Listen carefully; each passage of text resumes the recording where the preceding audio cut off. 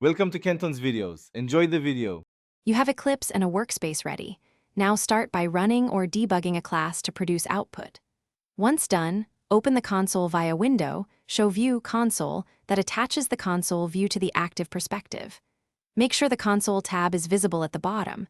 If it isn't, use the small triangle menu on the view bar to restore it. This first step connects output streams so you can watch standard output, error, and input as the program runs. Once the console is visible, configure behavior. Enable Show Console when standard out changes from the View menu so it pops when your program prints. You can clear output, terminate the process, or remove terminated launches with the toolbar icons. These keep the pane readable. If exceptions appear, click File, line links in stack traces to jump to the exact source. Also, examine the console preferences to set buffer size and colors. That helps when large logs or colorized output are important.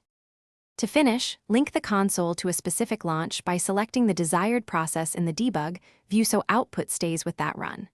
For external tools or non-standard launches, enable Allocate Console in the Run Configuration Common tab.